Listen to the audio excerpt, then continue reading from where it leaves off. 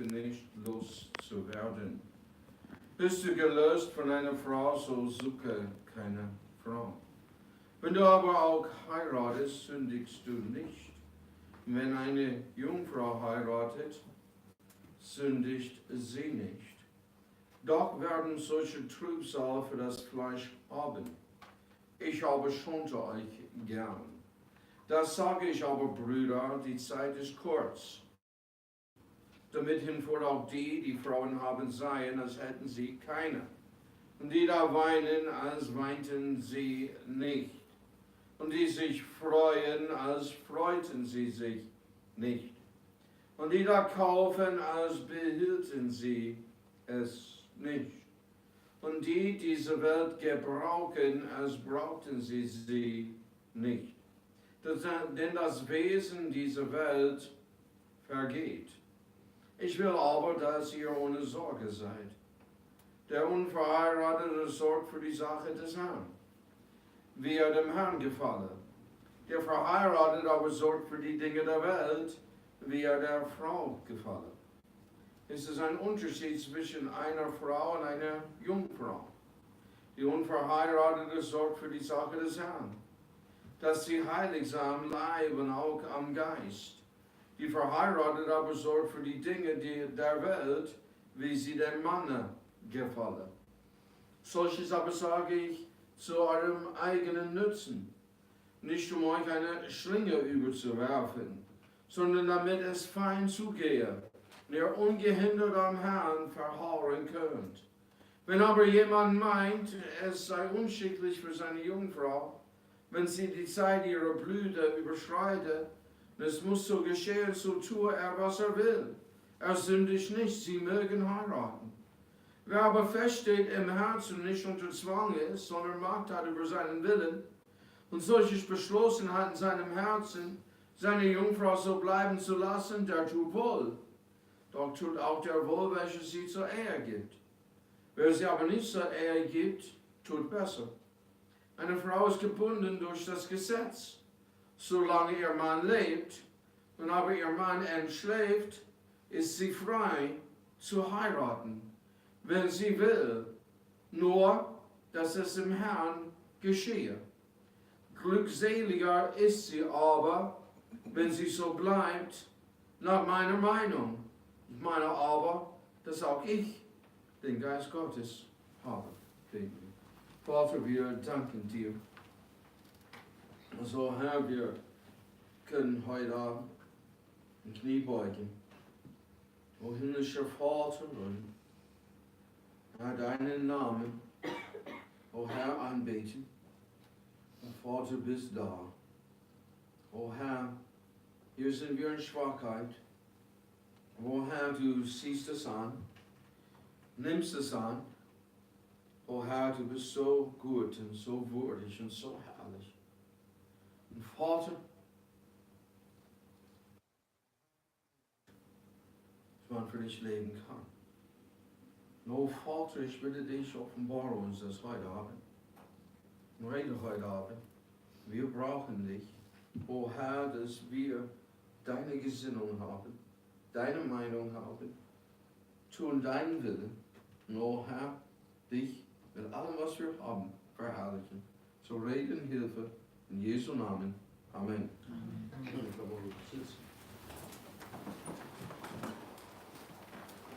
Nun, wir haben die Ehefragen angeschaut. Wir werden heute Abend etwas, das auch weltfremd ist. Und viele weltfremden Sachen gesehen. Es ist nicht gut, eine Frau anzurühren. Ich werde das wirklich in dem Sinne, das ganz klar sagen. Die Menschen, weißt du, die sind wirklich,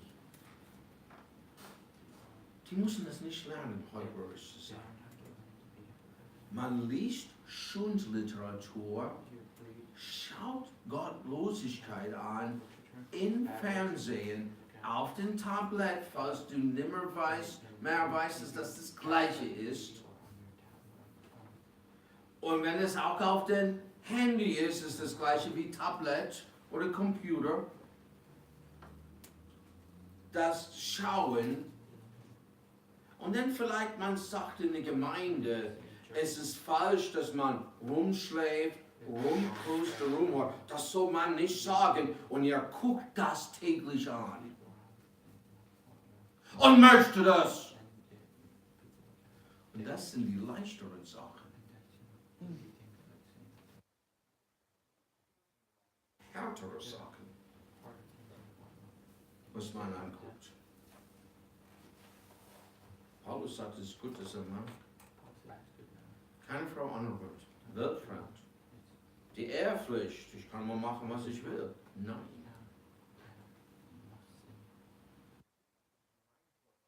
Nein.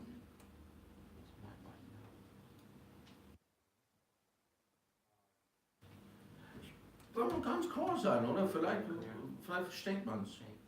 Wenn sie das sagt, du bist nicht heilig. Du bist nicht gottselig. Es ist nicht christlich. Das ist gegen der offenbarte Willen Gottes. Egal, was die ganze Welt sagt. Wir haben das schwarz auf weiß betrachtet. Ja? Wir haben nachgeguckt, es heiraten ist besser als Brunst zu leiden. Und ehrlich gesagt, wenn du heiratest, weil du Brunst erleidest, ja, ich habe mal, die haben immer hier über dicke Frauen. Und die sind richtig gut, weil im Sommer sind sie Schatten und im Winter Wärme. Ja, und das war immer so Spaß. Habe ich das mit Benny ein bisschen gespaßt, ja, aber ehrlich gesagt war man Brunst leidet, oh, ich muss mal eine finden und heiraten ganz schnell. Es ist schon schlimm genug, wenn wir das anschauen, was wir heute gelesen haben, aber das ist dann noch schlimmer. Ich muss mal schnell eine holen und irgendeiner. Ja? Sie sind Christ. Ja, guck mal, sie haben ein Kreuz auf der Schulter tätowiert. Guck mal dort hinten, Jesus, sie gibt Zeugnis hier hinten. Ja. Hey, wir leben in so einem Tag. Ja. Wir wirklich sind da, weißt du? Und bleibe in deiner Berufung haben wir angeguckt. Und die Ehegebote. Und heute Abend schauen wir Jungfrauen und heiraten an. Und Vers 25 und 26. Weißt du, bist du eine Jungfrau? Bleibe so. Bleibe so. Eine Meinung nach einer, der Barmherzigkeit erlangt hat, von dem Herrn, Vers 25. Eigentlich jetzt ist es schwarz auf weiß. Es ist Gottes Wort. Sagte mal was. Hey, die sollen so bleiben, wie sie sind.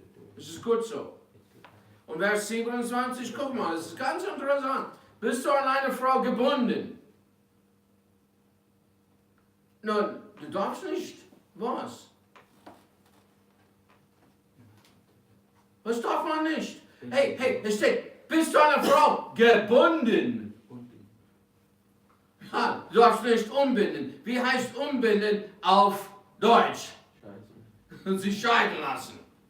Ja? Na, umkuppeln. Ja? Sich scheiden lassen. Ja? Was Gott zusammengefügt hat, das soll der Mensch auch nicht scheiden. So, bist du verheiratet? Was? Was? Bleibe. So. What's so funny? You said so you're married. I said you're stuck. Siehst du? Ja. Plain English. Okay, so, nun, wo sind wir hier? Stuck. I'm not stuck, I'm happy. Bist du gelöst von einer Frau? So suche keine Frau. Hey, bist du geschieden? Es stand da, wenn die Ungläubigen geht, dann das ist okay. Was hat das nicht gesagt? Weil wir haben Ungläubigen die Scheidung einreichen. einreicht? Nein. Nein. Gläubige sind weltfremd. Zu Frieden berufen. Wir haben auch über den Film mit Sandra Bullock, weißt du, wo die ganzen Leute, ich bin für den Weltfrieden. Ne, das ist, was man sagt. Weltfrieden kann alle haben. Wohnungsfrieden.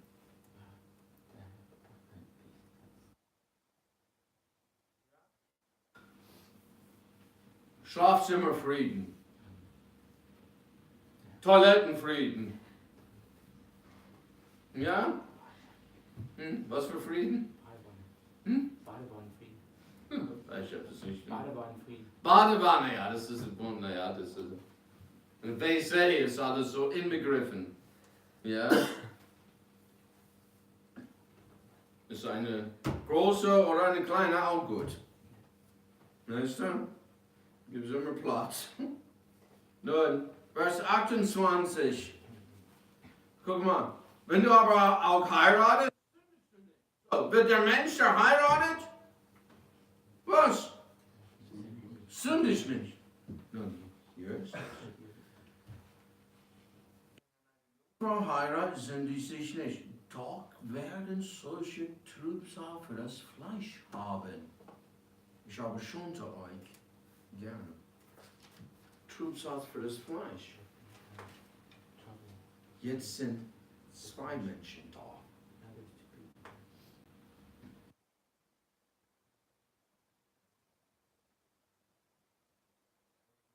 So Samuel, vielleicht hat er das denn jetzt hier von was Brother Shapiro on Facebook gepostet hat. Wenn dein Vater der Pastor ist und sagte mal ein Gleichnis, ein Bild von seinen Kindern und alle gucken auf dich, weil die wissen, wer das war. Sagt es. Er hat so immer so, wo er ganz jung war, ja, aber was er alles wollte zu seiner Hochzeit haben. Zwei Personen. Ja? Probierte ihm das vorzubereiten. Das sind nicht bloß eins. Es geht nicht immer, hier ist meine. Man kann, glaube ich nicht, sich selbst heiraten.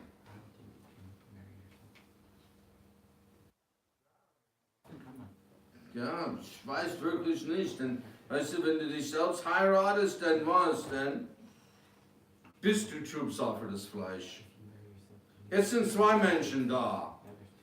Weißt du, das ist denn wirklich, weißt du, da hat Brother Logan auch dort. Und du siehst das, weil ehrlich gesagt, wir kommen dorthin. Langes Haar an einer Frau ist eine Ehre. Und es sieht gut aus, es sieht schön aus. Aber heutzutage, du siehst das an und sagst, ob das wirklich echt ist?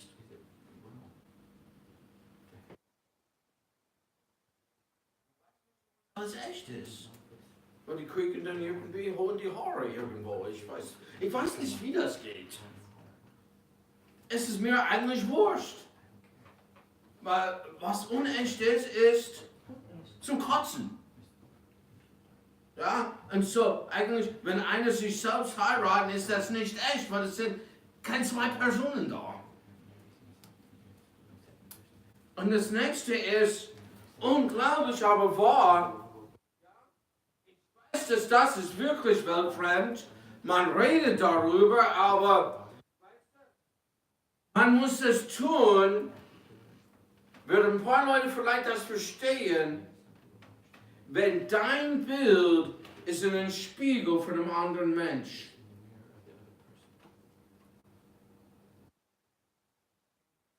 Rücksicht nehmen.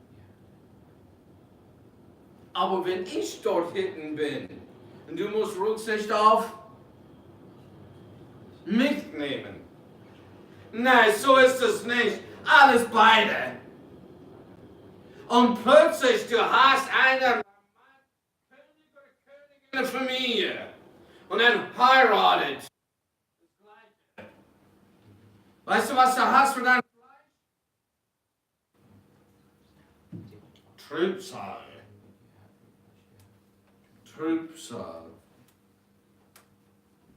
Und man muss eins werden.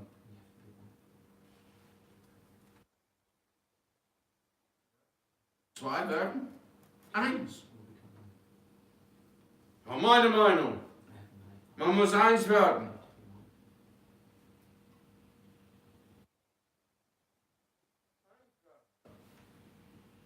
Und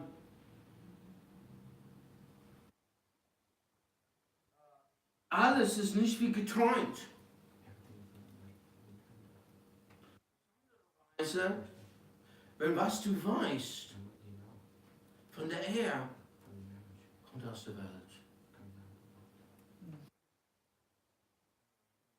Aus Hollywood.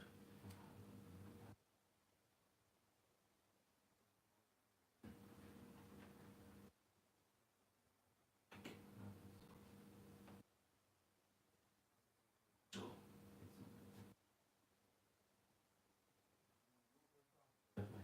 Das Leben ist ganz anders, wenn plötzlich das sind Pferdeschwänze in dein Bett. Und dann, Alicia redete von der Amish, wie die gestunken haben, die sind gegen so ein bisschen Dego. Ja, ich kann mir nicht vorstellen, wie Luthers Bett war, wie Katie das beschrieben hat. War sowieso furchtbar. Ich und Bill Buddy, wir waren in der Ukraine und wir haben mal 25 Tage lang nicht geduscht.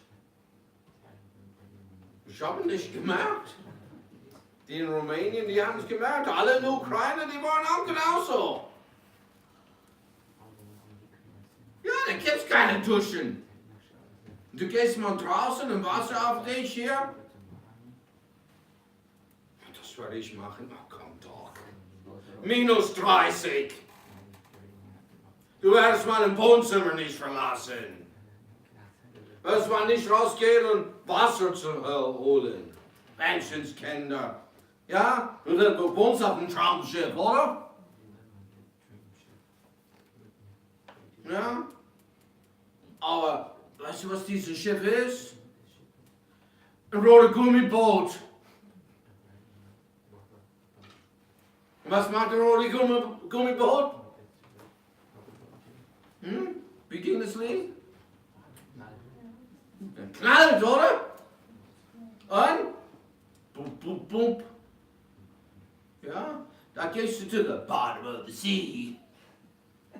Ja, Davy Jones' Locker. Ja, da gehst du dort hinten unten mit dem Bismarck. Aber ohne der Yellow Submarine. Das ist mal wünschen, dass du hast ein Submarine. Das sind manchmal Leute, die leben in einem Yellow Submarine. Ja? Hast du je die Bilder davon geguckt? Das ist eine Drogenwelt. Weißt du? Wenn man sich nicht gibt, sich selbst gibt, bringt man noch mehr Trübsal in der Erde, als was schon da ist. Das zwei Leute kommen zusammen. Vers 29 bis 31. Die Zeit ist doch kurz. Also das sage ich aber, Bruder, die Zeit ist kurz. Damit hinfort auch die Frauen haben, sein, als hätten sie keine. Und die da weinen, das weinen sie nicht. Und die sich freuen, das freuen sie sich nicht. Und die da kaufen, das behielten sie es nicht. Und die diese Welt gebrauchen, das brauchten sie nicht. Und das Wesen dieser Welt vergeht. Nun, also die Zeit ist doch kurz. Ich weiß nicht, wie lange wir haben, aber kurz ist es. Du sollst die Welt gebrauchen, aber nicht missbrauchen. Das sind Sachen, die man vielleicht nötig hat, benötigt, aber nicht alles, was man wünscht, ist, was du brauchst. Was du überhaupt brauchst. Weil das Wesen dieser Welt vergeht. Ja? Schau mal bloß die Frisuren und Brillen über die Zeit.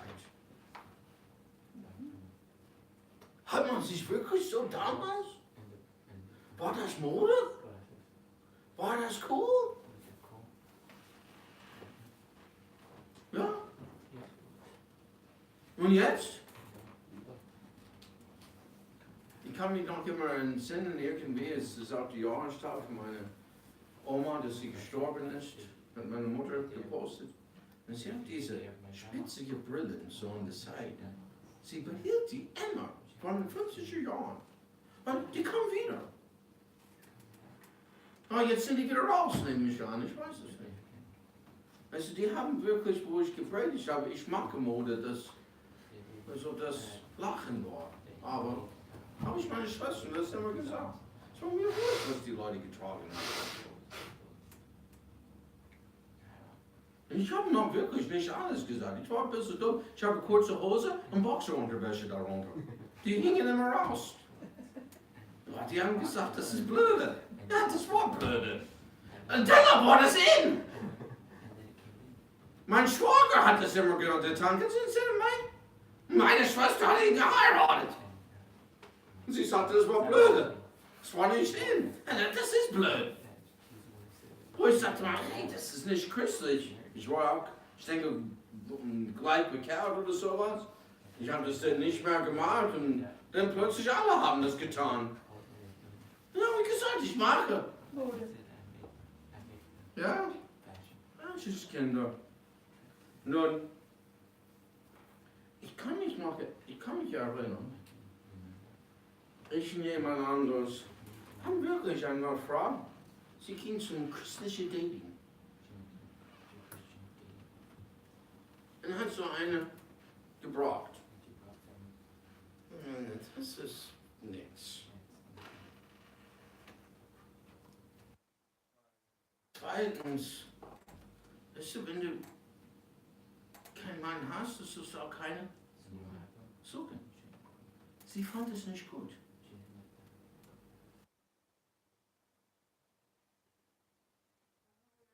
1. Korinther 7.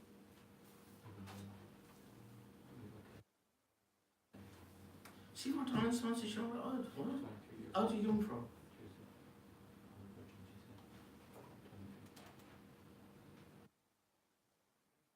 Beide alt ausgesehen, wenn die geheiratet hätten.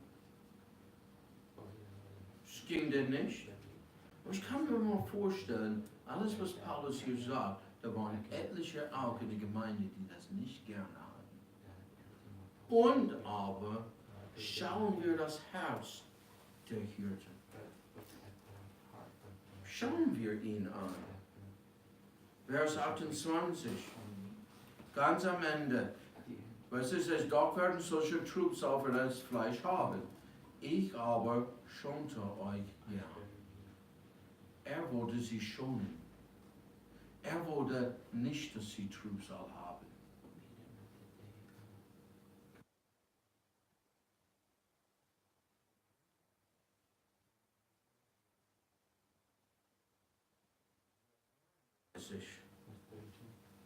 Ich will aber, dass ihr ohne Sorge seid. Er wollte, dass die ohne Sorgen sind. Nicht, dass die noch mehr in dem Leben bringen.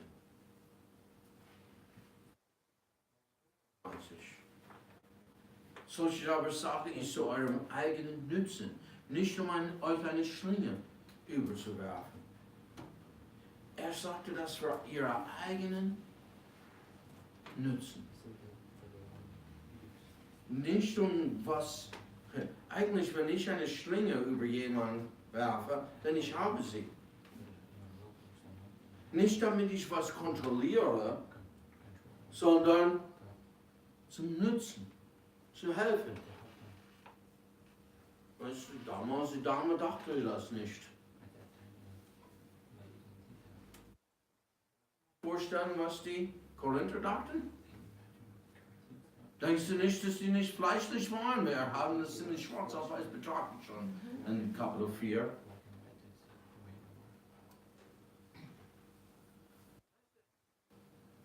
Es kommt da, aber ich merke mal was. Wir hatten so eine Sache und ich kann mich noch im Sinnen, jemand hat leise gebetet, das war hier ein Stil, kannst du niemand ändern. Jemand wollte, dass ihr lauter betet, aber du kannst nicht heucheln. Ja?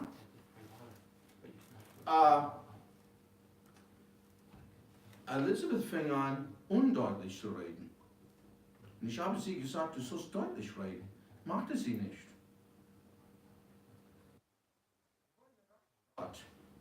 Reden die Leute dort deutlich?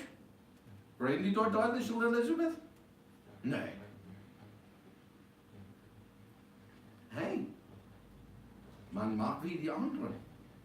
Soll ich sagen, hey, du musst deutlich reden. Du hast es getan. Wir haben nicht Amen gesagt zu ihr. Wir haben mit ihr gesprochen. Jetzt redet sie deutlich. Warum sagen viele hier nicht Amen? Was ist los? Was ist los? Ist das nur Fleisch? Bist du zum Nutzen, zur Hilfe da? Du redest ganz deutlich jetzt. Du betest ganz deutlich, Elisabeth. Wunderbar, herrlich. Die letzten 3 Wochen.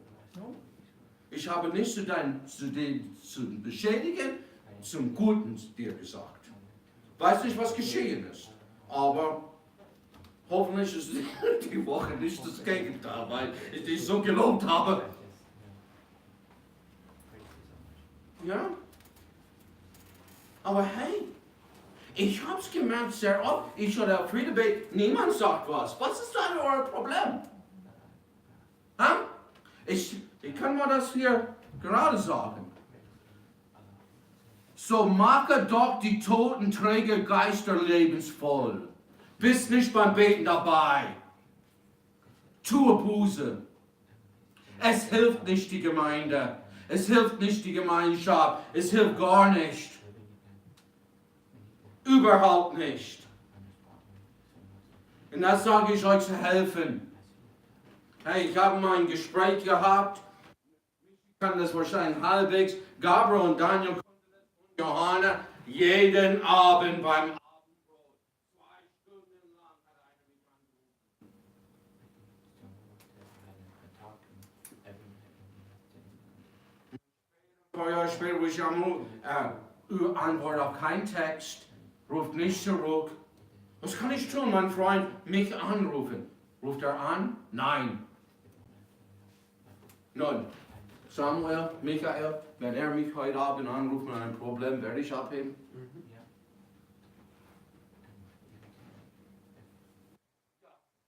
Und das wissen die. Ganz genau. Und wenn er anrufen würde, würde ich denken, das ist ein Problem. Das wissen alle. Aber manchmal, die wollen nicht den Rat.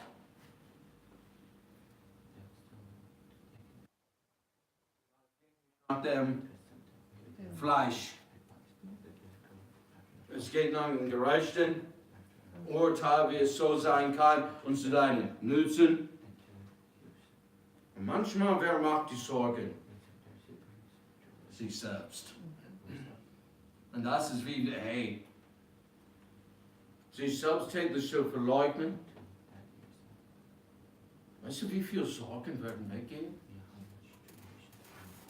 Hey, Brother Harry Nix, er hat das so herrlich gesagt. Und er wird nicht der Einzige sein.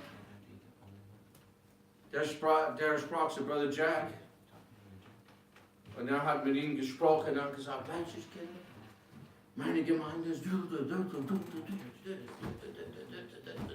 alles, was schlimm war. Und Jack sagte ihm, du, hol mal dir eine Flasche Wasser. Geh draußen in den Wald ein paar Tage. Lies mal deine Bibel und bete mal. Seh mal, was ist. Er sagte, ich kam mal zurück. Das war nicht gerade den Rat, den ich suchte. Weißt du, was ich suchte? Pastor Benny, die sind so böse Leute. Wie viele Leute suchen das? Dein Mann, deine Frau, bla bla bla bla bla. Oh, und wirklich, ist was man braucht. Und das ist dann schlimm, wie mein Vater immer sagt, da muss man zum Arzt gehen. Ich nehme an, mein Rücken wird kaputt gehen, alle. Ich muss mal mithupen zum Arzt. Und alle euch will ihr alle.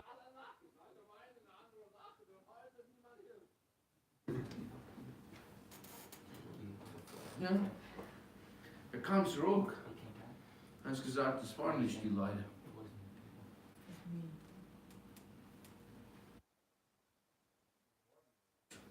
Also das Wunsch des Paulus, das ist eine Hirte, schonen, Sorge zu nutzen. Nun, wirklich 32 bis 35, das ist wirklich eine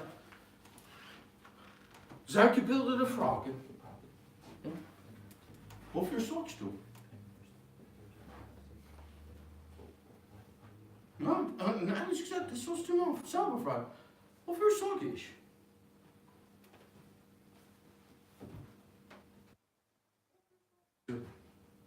Nun, Vers 32 ist der Unverheiratete. Schau mal da. Ich will aber, dass ihr ohne Sorge seid. Der Unverheiratete sorgt für die Sache des Herrn, wie er dem Herrn gefalle. Stark. Jetzt gibt es noch eine richtig ganz große Worte und alles. Tust du das? Sorgst du für den Herrn, wie du den Herrn gefallen kannst?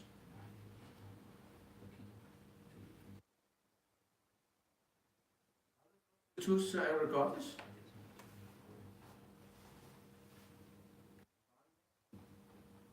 In Kleider? Wie heute früh? Das Gerede meines Mundes? Ist das alles für den Herrn? Nun, der Verheiratete, für wen sorgt er, Vers 33? Sorgt er für die Dinge der Welt, wie er der Frau gefällt.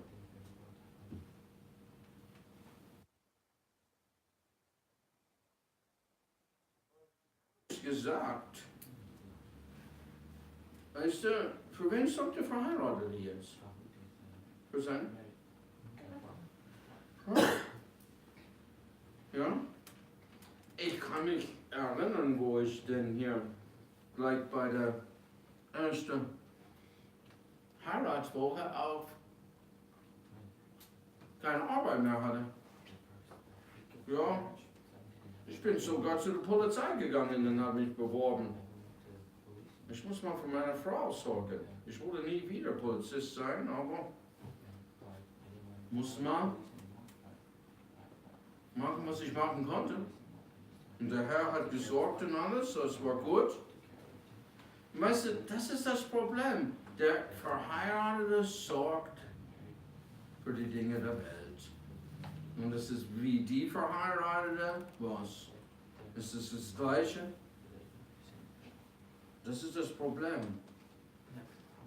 Ich muss mal echt sagen, wenn man keine Frau oder Mann bekommt, weil man Gott gefällt, Gott wohlgefällig ist, braucht man keinen.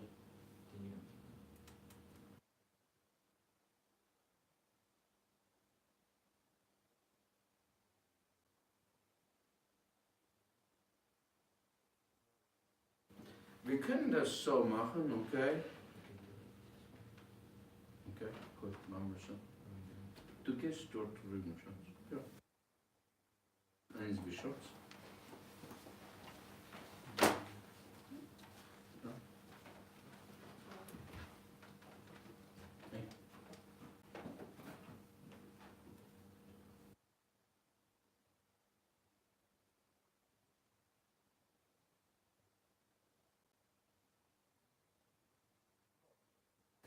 Ich würde es dir das besser verstehen. Okay. Ja. So, ich bin ein Yankee und Sie sind Südstaaterin. Ganz großer Unterschied. Aber das versteht ihr nicht richtig. Sie ist eine gute Ossi. Siehst du, sie ist im Osten. Und was bin ich?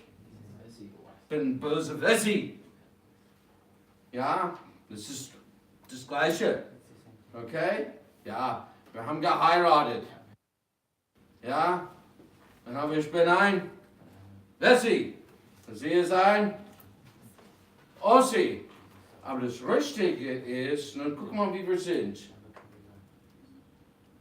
Das heißt, wir sind für den Herrn. Und nun, wir wandeln in einem Leben, für den Herrn. Ja?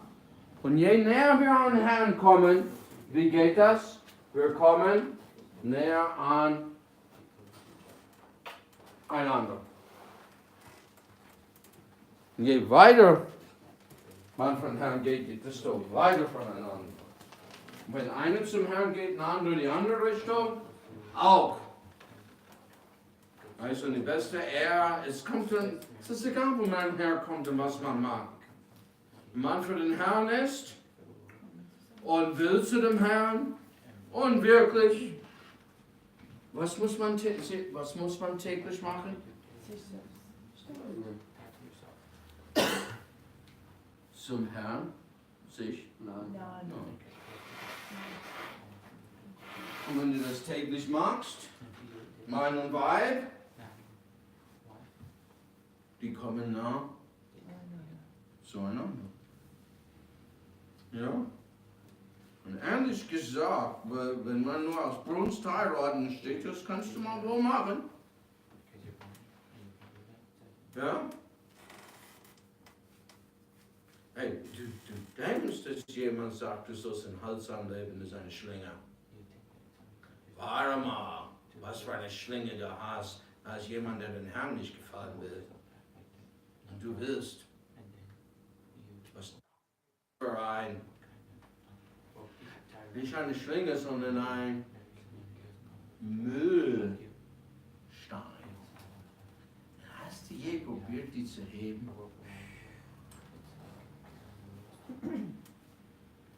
Wir gehen zum Müllentag. Hast du probiert, einen zu heben, Schatz? Ja? Ich aber? Ich hätte mal das lieber nicht probieren sollen. Aber weißt du, wie viel ich gehoben habe?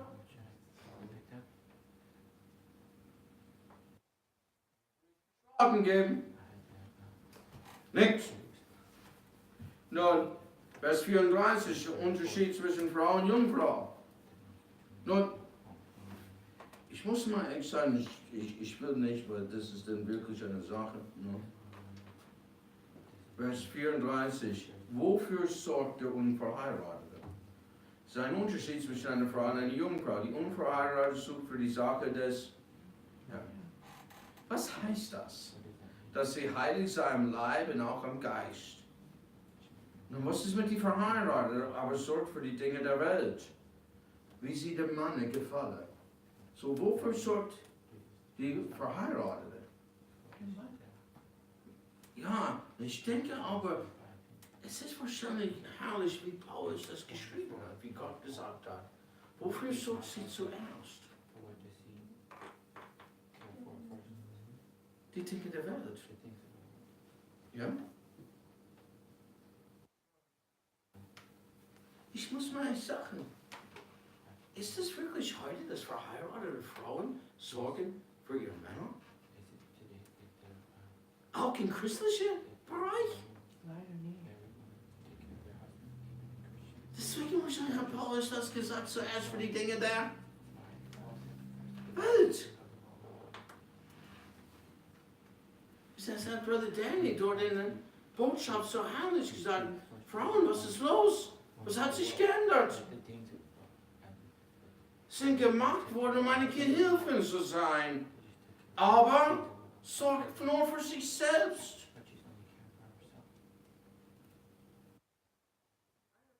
Für sehr lange. Ja, sie ist jetzt im Himmel. Mein Mann tut gar nicht, was ich will. Wer ist die Gehilfin?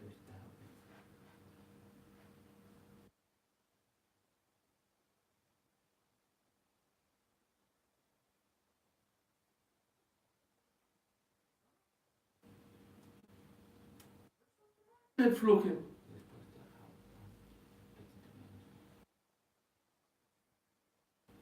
Wer soll die Sache mitmachen?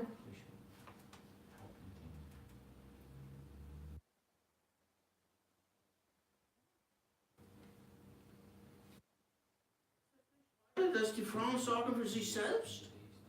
Was ihnen gefällt, als ob weder Gott noch ein Mann existiert? Hey, wir kamen einmal nach Hause von Herzogenaurach. So sagte. Seine Mutti? Das bist du nicht. Warum hast du das gekauft? Mein Vater mag das.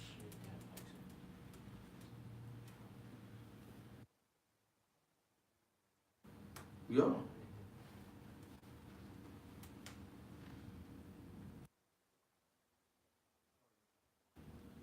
Wir gingen dort zu Apollo mit Johannes und haben Menschen gesprochen. Die Brillen sehen richtig gut aus mit dir. Weißt du, was sie immer so bekommen hat seitdem? Oh, das sieht auch gut aus, deine Brillen. Sie haben 9 Brillen, die Großtante.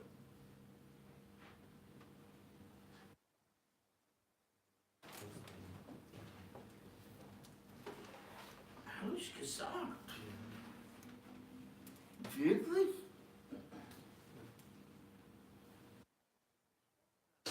Wirklich? Wirklich? Bezweifeln, dass ein Mann wird das hässlichste Ding, das er sieht. Oh ja, das sollst du anziehen. Das musst du angucken. Ich würde wirklich bezweifeln, dass jemand, der nicht sozusagen hinter geschlossenen Türen ist, nicht sowas machen. Und warum würde er denken, seine Frau sieht gut aus? Er guckt es an und möchte es.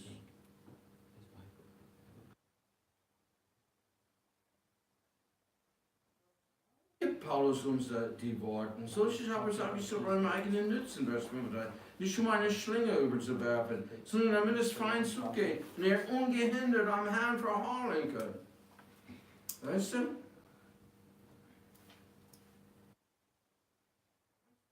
Sagen? Ich will niemanden eine Schlinge. Ich will, dass es fein zugeht und wir ungehindert am Herrn verharren. Das, was du machen musst. Warum habe ich das gesagt? Wegen der Amen. Deswegen.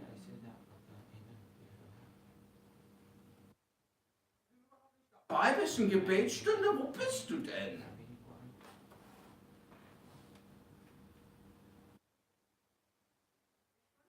Wo ist sowas? 38 Grad, die Luft ist schlecht, man hat lange gearbeitet, ihr habt nicht Vorrat gefahren. Man kann schläfrig sein. Das gibt's aber. Ehrlich gesagt, ist das christlich, wenn alle gegeneinander sind?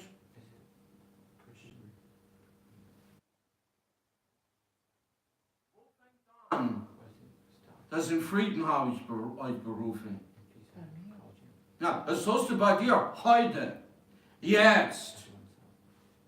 Ja, das sollst du dein Knie beugen. Und ehrlich gesagt, vor dem Knie, und das ist keine Kritik an dem Lied, das Herz.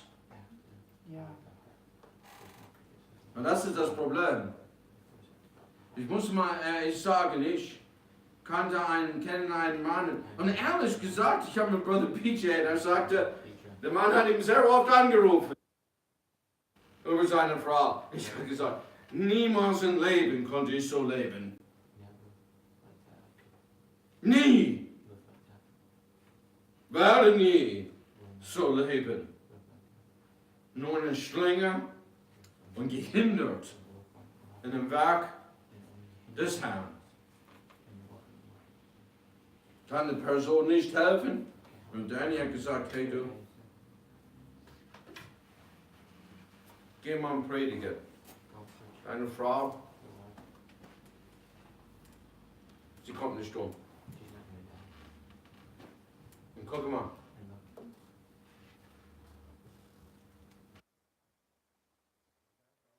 Texas. Die bläst dir.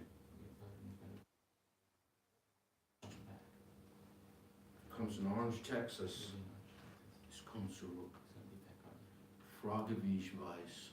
Und er hat kein Problem mit seiner Ehe, sondern andere Burden. Weshalb Menschen keine Burden haben? Manche kennen sie zum Herrn. Und so, weißt du, wie es aussieht, als ob die keine haben.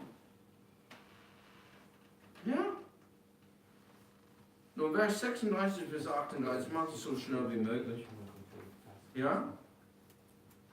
Weißt du, wer gibt die Frau? Nun, Vers 36, heiraten ist nicht Sünde. Wer sie gibt, tut wohl. Wer ist gemeint? Ja, der Vater.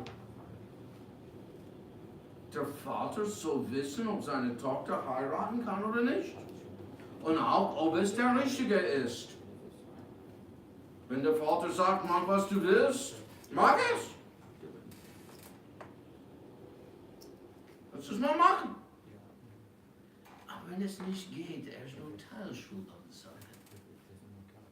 Weil, weißt du, wenn der Vater weiß, hey, du bist eine Zicke und der will mal nicht hier kämpfen und du willst mal sowieso machen, was du willst und Probleme machen, weil das geht jetzt in unserer Gesellschaft.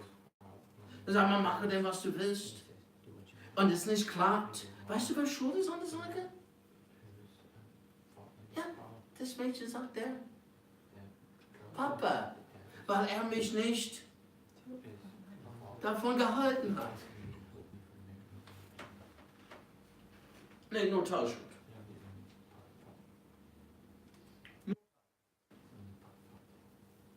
Soll mal besser sein. Weißt du, vielleicht kennt er dich. Das ist schade. Heute ist noch weltfremde Element. Meinst du, du gibst sie, du musst mal, die haben noch Arbeit, du musst mal dein Okay sagen, dein Segen geben. Ja. Ja. Was hieß, du kannst es angucken, weißt du, vielleicht klinge ich gebildet. Patria potestas in Rom. Das war das Gesetz. Nicht zu dieser Zeit, es war vorher, wo wirklich die Frau, die Tochter blieb, wie eine Dienerin des Eigentums des Vaters, bis er sie gegeben hat. Und dann, der Schwiegersohn war halbwegs in den Dienst des Schwiegervaters. Das musste nur einfach, das hat sich geändert. Aber das hieß Patria potestas. Und eigentlich, wenn du schaust im Judentum, muss man sagen, ich habe das nie getan, ich muss mal die Zeit nehmen. Weißt du? Wo wirklich in der Bibel verlässt, wenn du das nimmst, das buchstäblich, der Mann, Vater und Mutter.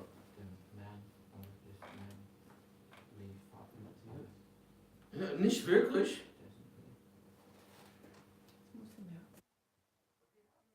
Wo arbeitet der Isaac? Ich meine, Herr Adam hat Gott verlassen, aber das ist eine andere Sache. War wirklich im Judentum, die Frau hat in der Familie von dem Mann eingeheiratet. Obwohl es klingt wirklich das Gegenteil in einem Heiratsvers, oder?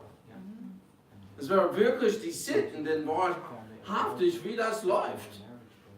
Also ich sage das nur so, aber diese Patria potestas, und das ist eigentlich wie Judentum war. Ehrlich gesagt, alle Rechte, die eine Frau hat, die sollen dankbar sein. Ein Mann hat sehr wenig früher. Wirklich, und die benutzen und nicht missbrauchen. Ja? Vers 38. Dort tut er auch der Wohl, welche sie zur Ehre gibt. Wer sie aber nicht zur Ehre gibt, tut besser. Weißt du, da gibt es Wohl und besser. Kannst du zur Ehre gehen, ist gut. Nicht zur Ehre gehen, ist es. Weißt du, Jonathan Edwards, er hat gemeint, dass, weißt du, wenn du das wirklich überlegst, okay, David Brainerd, der Missionar, wollte seine Tochter heiraten. Die waren richtig verliebt und alle beide liebten den Herrn. Sie war 16 oder 17, er war 27.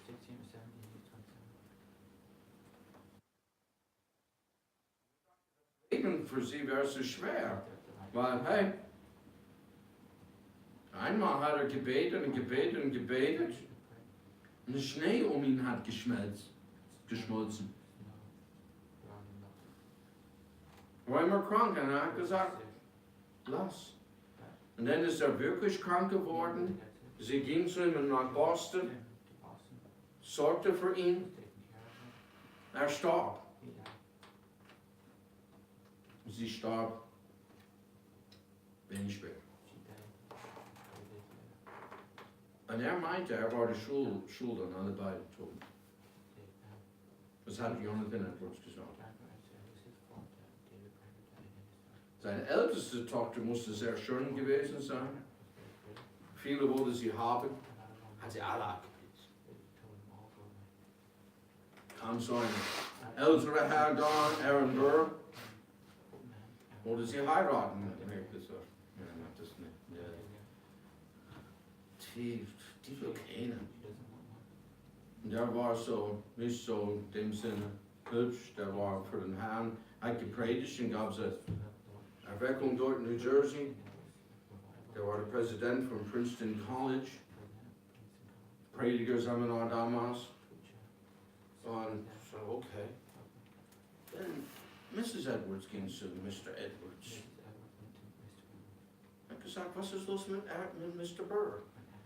Warum? Sarah sagt, die kleine Sarah, das, er redet gar nicht mit ihr, gibt keine Acht auf die.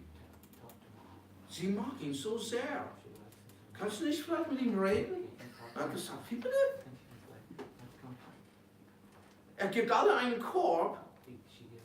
Sie gibt alle einen Korb und dann jetzt sie will den? Ich habe gesagt, probier es nicht. Okay. Die kamen zusammen, die waren bereit zu heiraten. Denn, wie man so sagt, hat sie ein bisschen kalten Füße bekommen. Sie wollen nicht das Zuhause verlassen. Aber wirklich, hier Berlin nach Dresden ist ungefähr hier Boston, Massachusetts nach hier New Jersey. Weißt du, wie von hier nach Timbuktu. Ich weiß nicht, wo Timbuktu ist. Siehst du, wie weit das ist? Ja, das ist ziemlich weit, oder? Wenn du nicht weißt, wo das ist. Ja, das ist in Mali. Wo ist das? Ja, ganz weit draußen. So war das. Und sie konnte nicht mit ihrer Mama FaceTimen. Und so, sie hat ein bisschen so, ich weiß es nicht. Und Jonathan Edwards hat gesagt, du, wenn ein Mann bereit ist zu heiraten, ist er bereit zu heiraten. Und du kannst dein Leben kaputt machen, wenn du das nicht richtig machst. Es ist von Gottes, es ist die Zeit, wenn nicht. Du darfst sein Leben nicht ruinieren. Sagt er zu seiner eigenen Tochter.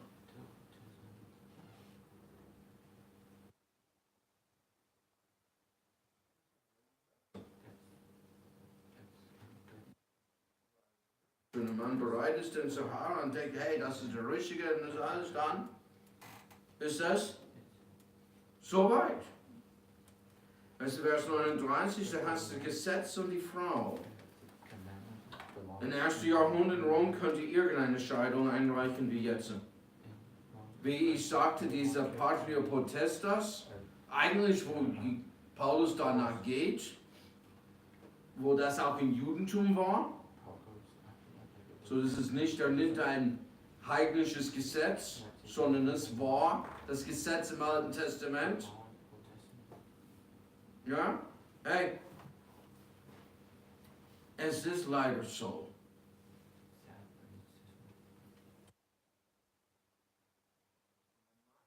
Testament dachte, meine Frau ist untreu, das muss nur die Frau machen. Bitteres Wasser. Könnte die Frau dem Mann das Gleiche tun? Nein.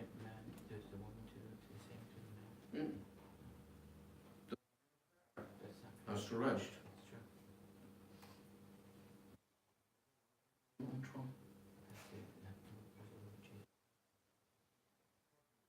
Das Bild.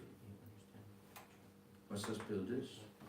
Und auch zweitens, wo wir haben jetzt wie in Rom, weil in Rom sind die zurückgegangen im 5. Jahrhundert. Hier ist das traurigste Sache, weißt du? Ob das nicht ein bisschen wie heute ist. Die Frauen haben Ehebruch begangen, wie geht nicht mehr. Und die sind wieder zurückgegangen zu strengeren Gesetzen. Das ist ein bisschen wie heute. Und vor allem, wo die Pastoren ihre Kinder verlassen haben. Denkst du, dass diese soziale Freiheit hilft, was die im Alten Testament nicht hatten?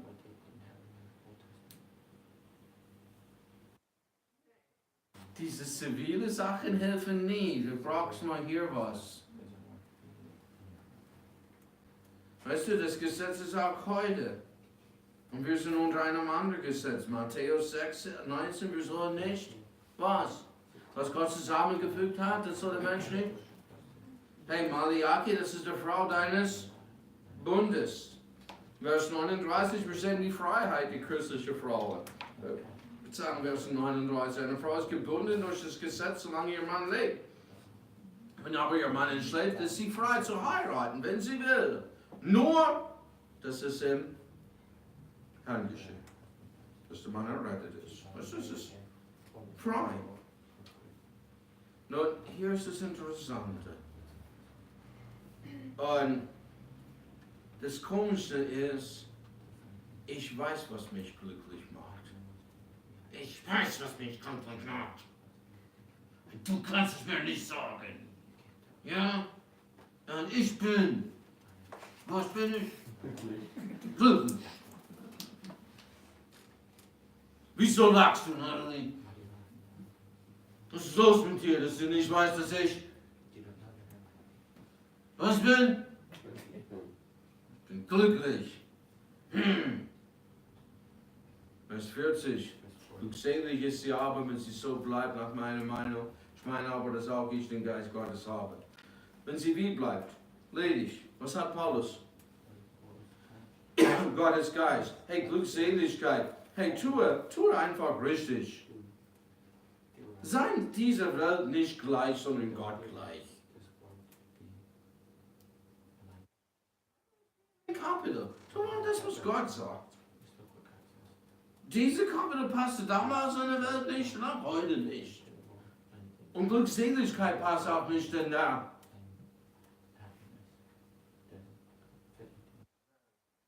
Und ehrlich gesagt, ich muss mal sagen, das ist sozusagen ein Fad.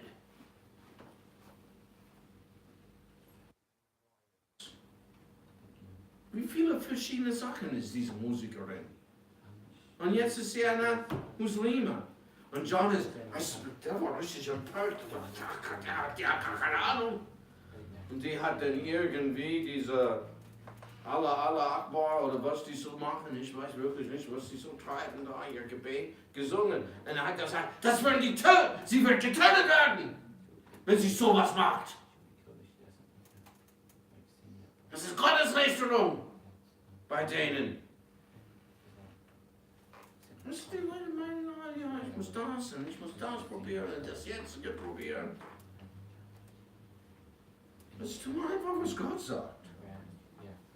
Hey, wenn du jemanden wie Paulus erschonte, sorgte und gibt Rat zu deinem Nutzen und will, dass du glückselig bist, sollst du ihm nicht folgen?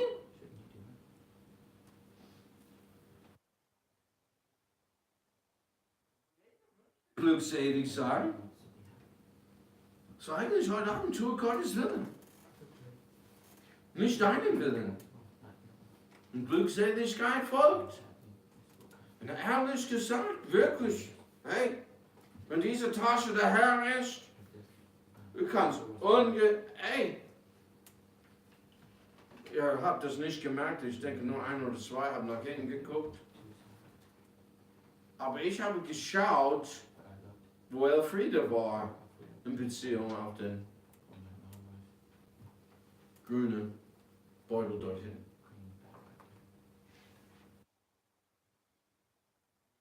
Mann sorgt für die Frau. Wo ist sie denn?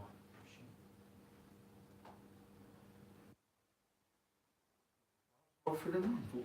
Wo ist der in seiner Beziehung mit dem Herrn? Und der Ledige?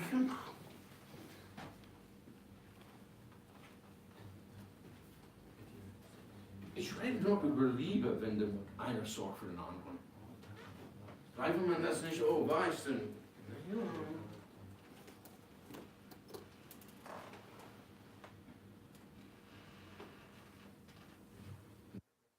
Kinder, nur etwas ganz Kleines. Aber wenn die kommen zusammen, ist das Allerbeste. Mann und Frau. Und Ledigen, die können wir gleich so. Habe ich mal getan. Eigentlich mag ich mal jetzt, aber mit jemand anderes. Ehrlich gesagt, ist es schon. Es ist wunderbar. Und ich kann bezeugen, wie bei Danny Foley. Prediger 9,9. Geht. Geht. Weißt du, wie herrlich es ist? Kannst du mal wirklich einer Frau sagen, ja, du musst mal ein bisschen planen. Ne? Was denn? Sag ich, ja, wir wollen zu St. Andrews gehen, aber Jim will Straßenpredigt machen. So. An unserer Hochzeitstag. So, machen wir das. Okay. So, dann gehen wir zum. Ja, ich sorgte für die Sache mit meiner Frau. Ich wollte sowieso dorthin gehen und predigen. Ich liebe dorthin gehen und predigen. Und die Kaffee zu trinken und gucken hier. Nicht nur über den Mörder singen, sondern gucken, wo die eigentlich verbrannt worden waren. Ja, und gucken mal, ob es lodert was bei mir. Gibt es viel Wind dort? Ja? Etliche Leute, die sind bei einem Golf gelodert oder verlodert oder entlodert oder erlodert oder ich weiß nicht. Mir egal, wie man das sagt. Ja? Ja, ich bin mehr mit Butts und Bows. Ja, sollst du mal schießen lernen, nicht hier. Golfschläger. Ja? Und ja, kein Problem. Und man hat einen Hochzeitstag und was möchte. Ja, wir haben damals gesagt, wir wollen den Herrn dienen. Und das haben wir den Herrn ihm gedient. Und das andere ein anderer Tag und genieße das Leben.